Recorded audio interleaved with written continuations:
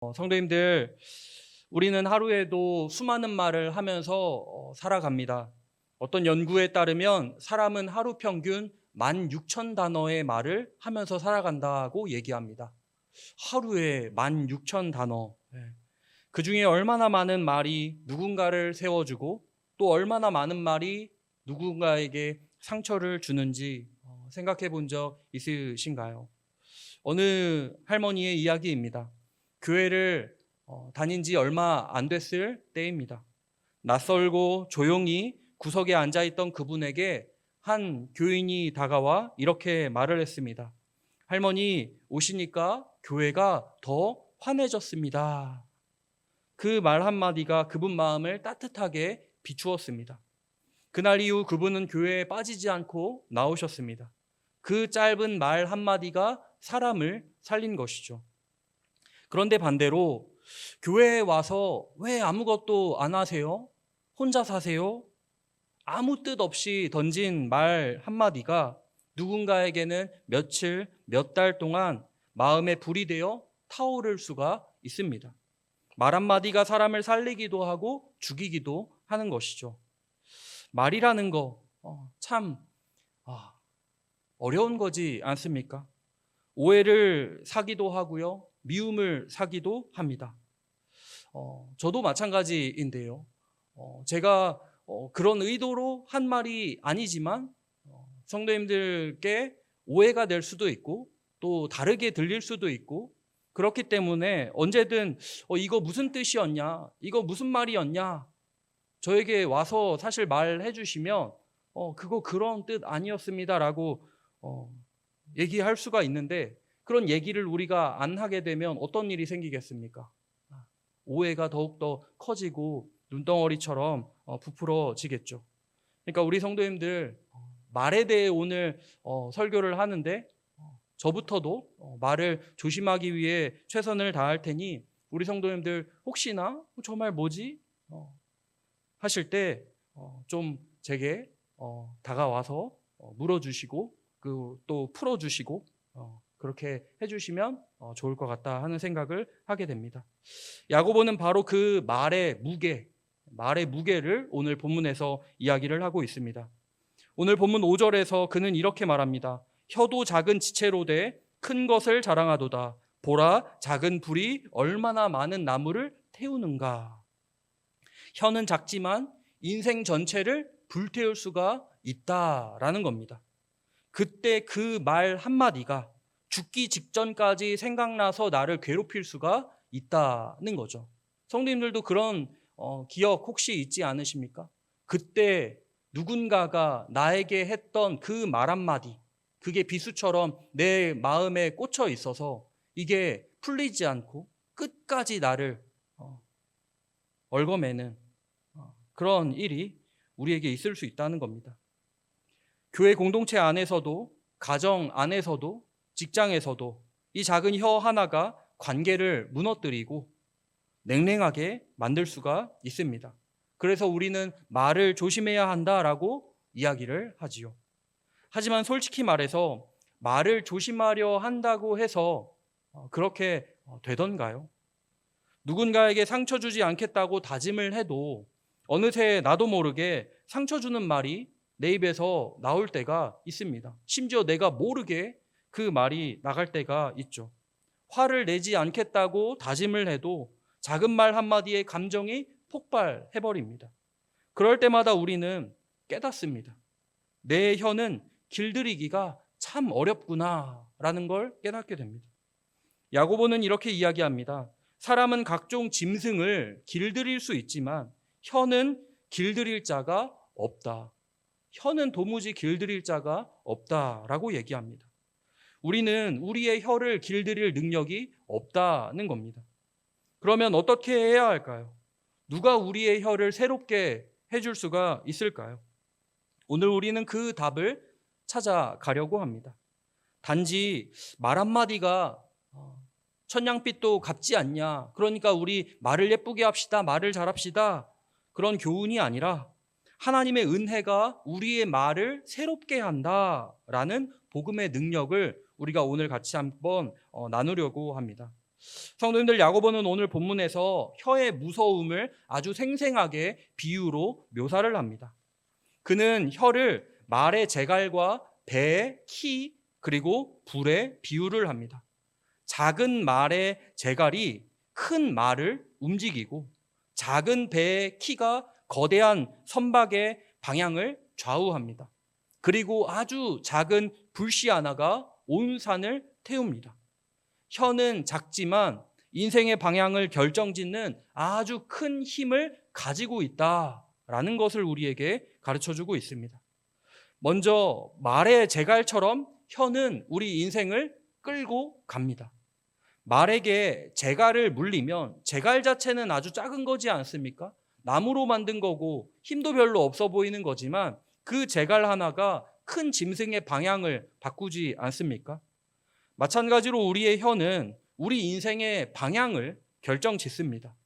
나는 생각 없이 말했을 뿐이야 라고 생각하지만 그 말은 내 인생의 궤도를 바꾸기도 합니다. 부정적인 말을 습관처럼 하는 사람은 결국 부정적인 인생을 살게 되고, 감사의 말을 하는 사람은 결국 감사의 삶을 살아갑니다. 말은 단지 입에서 나오는 진솔한 나는 솔직한 얘기를 했을 뿐이야, 그것이 아니라 마음의 방향을 드러내는 신호가 된다라는 겁니다. 둘째로 말은 배의 키처럼 공동체의 방향을 바꿉니다. 조그만한 키 하나가 큰 배를 움직이듯이 한 사람의 말이 공동체 전체의 분위기를 바꿉니다. 가정에서도 그렇습니다. 괜찮아, 수고했어, 이 한마디가 온 가족의 마음을 따뜻하게 해주겠죠. 반대로 왜 그것밖에 못해, 왜 그렇게 했어, 이 말 한마디가 가정의 공기를 얼어붙게 만듭니다. 교회도 마찬가지입니다. 작은 말 한마디가 위로가 되기도 시험거리가 되기도 합니다. 혀는 언제나 관계의 키를 쥐고 있습니다.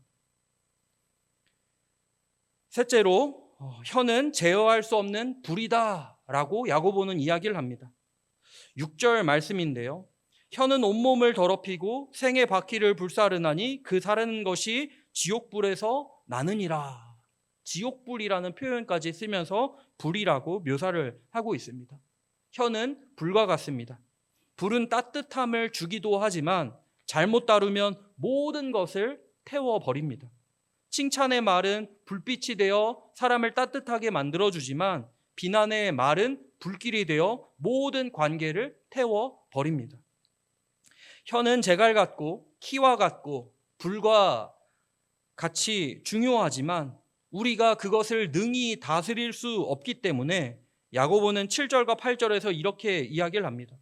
여러 종류의 짐승과 새와 벌레와 바다의 생물은 다 길들여 왔거니와 혀는 능히 길들일 사람이 없나니 쉬지 아니하는 악이요 죽이는 독이 가득한 것이라. 혀, 말에 대해 뭐라고 얘기합니까? 쉬지 아니하는 악이요 죽이는 독이 가득하다. 내 입술과 내 말이 바로 그렇다라고 말씀을 하고 있습니다. 무서운 이야기죠. 사람은 사자를 길들이고 돌고래를 훈련시킬 수 있지만 자기 혀 하나는, 이 작은 새치 혀 하나는 우리가 길들이지 못합니다. 우리의 현실이죠. 이제는 화내지 말아야지, 이제는 다른 사람의 나쁜 이야기 하지 말아야지, 오늘은 긍정적으로 말해야지 결심하지만 결국 또 실패하고 실수하고 넘어지고 맙니다. 다시 미안하다고 사과하면서 우리는 스스로의 혀를 통제할 수 없다는 사실을 더욱 느끼게 됩니다. 야고보는 혀의 문제를 도덕적인 실패로 보지를 않습니다. 그는 이것을 영적인 문제로 끌고 갑니다. 곧 마음의 문제로 보고 있습니다. 왜냐하면 말은 단지 혀에서 나오는 것이 아니라 마음에서 흘러나오기 때문에 그렇습니다. 우리 예수님도 누가복음 6장에서 이렇게 말씀을 하시죠. 사람이 마음에 가득한 것을 입으로 말하느니라 말씀하십니다. 결국 말의 문제는 마음의 문제입니다. 그리고 마음의 문제는 죄의 문제입니다. 죄가 우리의 마음을 지배하면 우리의 혀는 그 죄의 도구가 됩니다.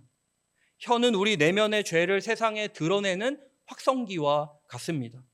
그래서 우리는 깨닫게 됩니다. 아, 나는 혀를 스스로 다스릴 수 없는 사람이구나.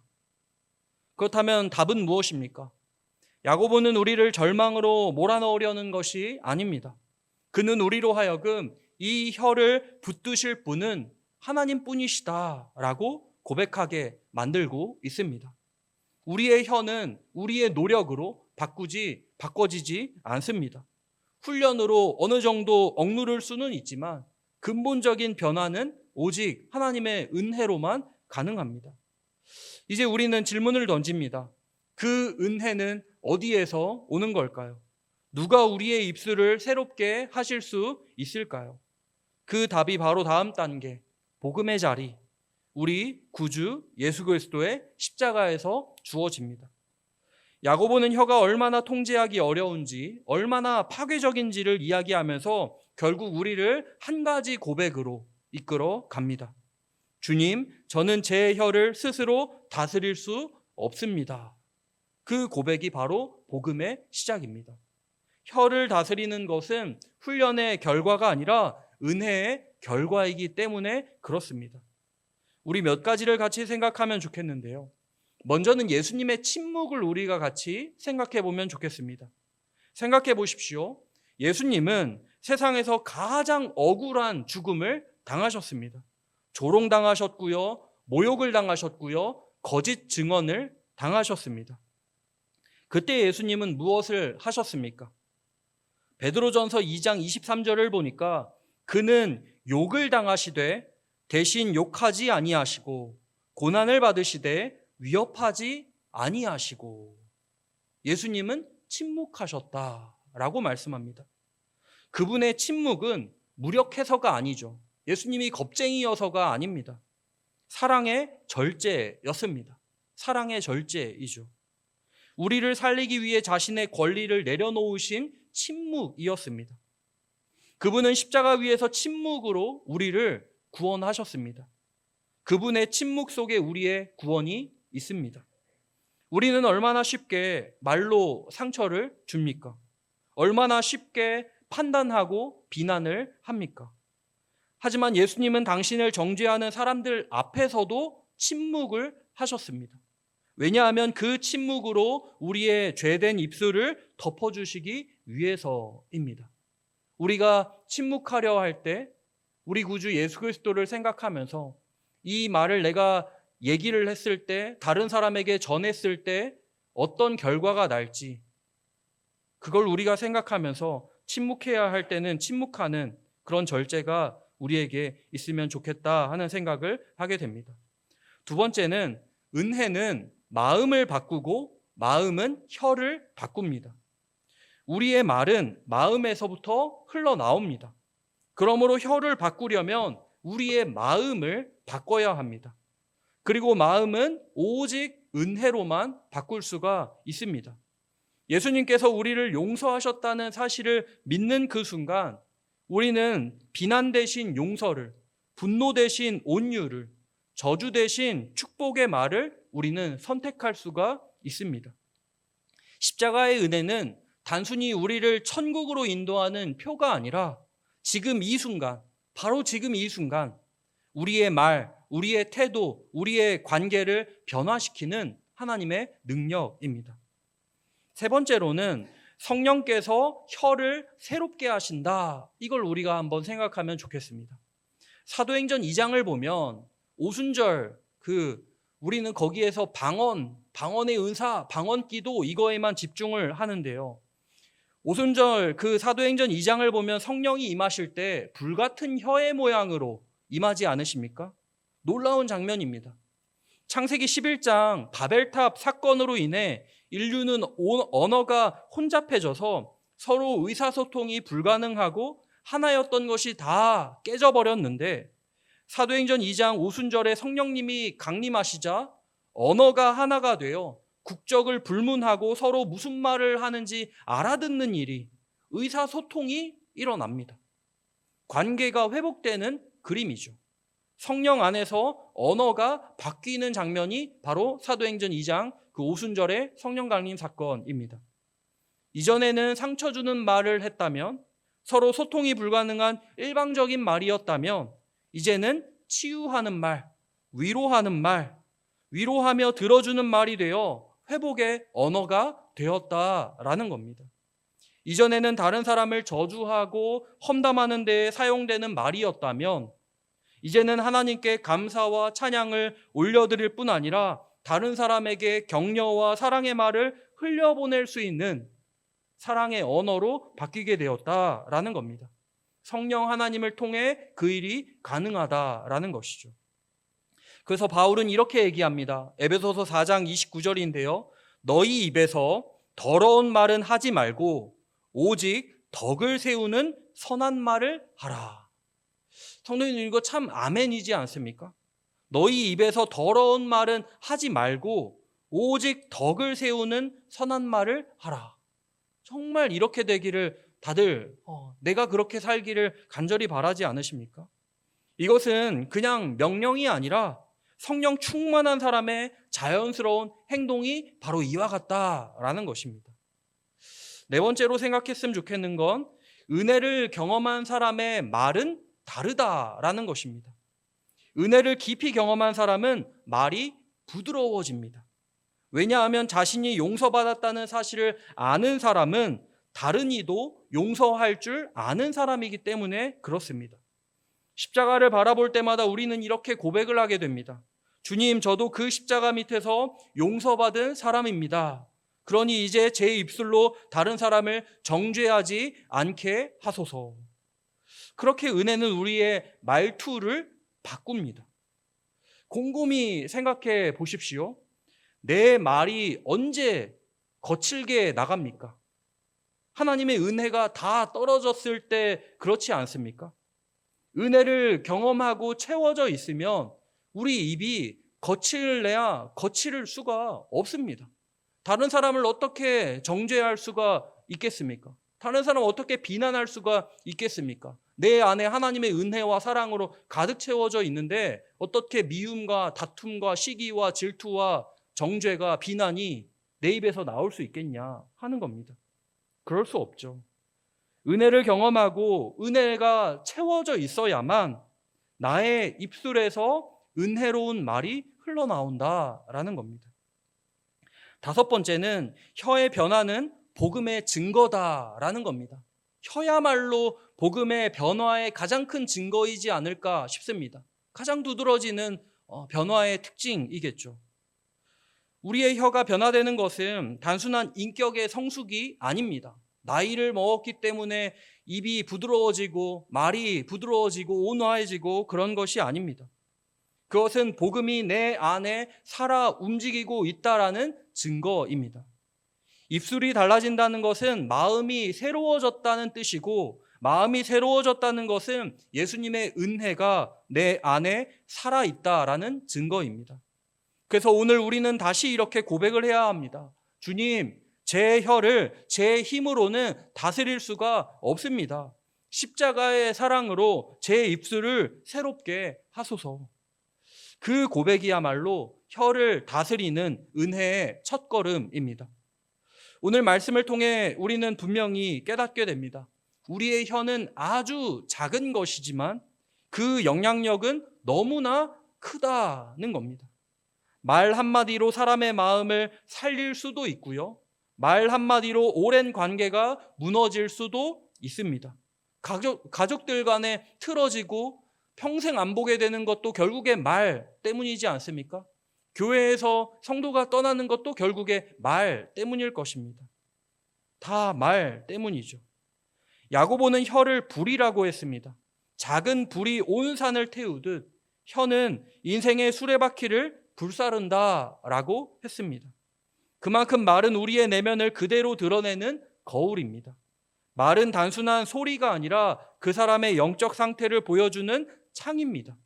그래서 오늘 우리는 다시 십자가 앞에 서야 합니다. 혀를 바르게 다스리려면 먼저 마음이 변화되어야 하기 때문에 그렇습니다. 마음이 변화하지 않으면 아무리 말을 조심하려고 해도 어느 순간에 다시 불이 붙고 맙니다.